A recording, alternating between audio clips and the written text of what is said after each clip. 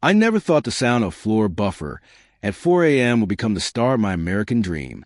Back in 2013, I had nothing going for me.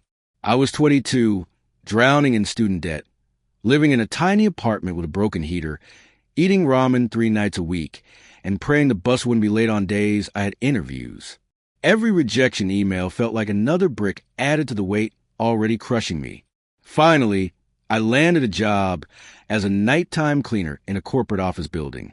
Yeah, after 4 years of college, my first career step was scrubbing coffee stains off break room counters while people in suits talked about stock options and company retreats. I felt invisible. Some nights, I'd catch my reflection in the glass and think, is this really all I'm worth? But rent doesn't care about feelings. So I worked. The building belonged to a tech supply company. I memorized the company's posters on the walls. Innovation, dedication, leadership. The irony felt painful. One morning, as employees were coming in, someone spilled coffee near the elevators. I rushed to clean it before someone slipped. A guy in a sharp gray suit walked up, paused, and told me, "Thank you." Most people wouldn't jump to that.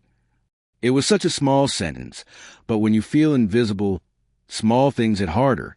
His name was Stephen, the operations manager. Weeks passed. I kept doing my job, quietly, but I started paying attention, not to gossip, but to how things worked, who made decisions, how they talked, what software they used. I Googled business terms during my lunch breaks, watched YouTube videos about logistics while waiting for the bus. I listened, learned, absorbed. One evening, I noticed a pallet of new monitors left in the hallway, not logged or scanned. It would have caused chaos the next day. I found a warehouse log sheet and wrote everything down. The warehouse lead, Maria, found it the next morning and asked who did it. When she found out it was the cleaning kid, she looked stunned. Then she nodded and said, "Good work." That was the first time I felt like maybe I could be more. A month later, the company opened an entry-level warehouse assistant position. I applied. I didn't expect anything. But Stephen remembered me. He literally said in an interview, "You act like you care about the place. Most people don't." I got the job. Warehouse work wasn't glamorous. Unloading trucks, organizing inventory, learning internal systems. The first weeks my body hated me. Sore feet, sore back, constant mistakes. But I stayed late to learn the database system. Volunteered for weekend shifts. Asked questions. Watched how the leads solved problems. And slowly I got better. But success never comes without resistance. There was a supervisor named Rick. He hated me from day one. Maybe because I was a cleaning guy. Maybe because I worked harder than he did. He mocked me for staying late, called me teacher's pet, and once told me, "People like you stay where they start." I won't lie, that one stuck in my head for nights. A year passed. Stephen got promoted and recommended me for a shift lead position. I received the paperwork, and Rick tried to sabotage it. He told upper management I wasn't ready, that I acted like I was better than the team. He even tried to blame a shipping mistake on me, but the logs proved otherwise. That day I learned, not everyone wants to see you win, but I kept my cool. I didn't explode. I didn't fight. I just worked harder and let action speak. I became a shift lead. Then I started night classes in logistics and management. It took every ounce of energy. Wake up at 5 a.m., work 9 hours, take a bus to night school, come home exhausted. Do it all over again. Weekends? Studying. Social life? Non-existent.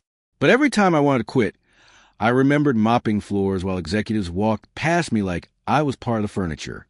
3 years in, the company opened a junior operations coordinator role. I applied. I got it.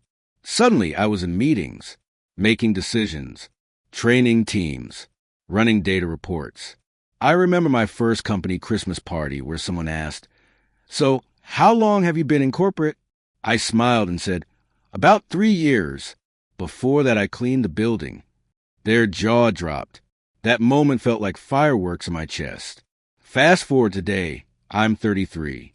I'm the operations manager of the same building I once cleaned. My office? It's 2 floors above the janitor locker room, where I use to keep my bucket and mop. Sometimes I stay late, stand by the window, and watch the cleaning crew come in. I always say hello. I always ask how their night's going. I never let anyone feel invisible, because I remember the kid who stood there once believing he didn't matter. I'm not the smartest guy. I wasn't born into money. I didn't have connections. I started with a mop and a bus pass, but I showed up every day. I cared. I learned. I didn't quit, even when quitting felt like the easiest thing in the world. If you're stuck at the bottom right now, listen, you're not done. You're just starting. Don't envy those above you. Learn from them. Work quietly. Study when no one's watching. Respect people. Let your grind speak louder than your insecurity. I went from cleaning floors to sitting on the executive floor. And if I did it, so can you.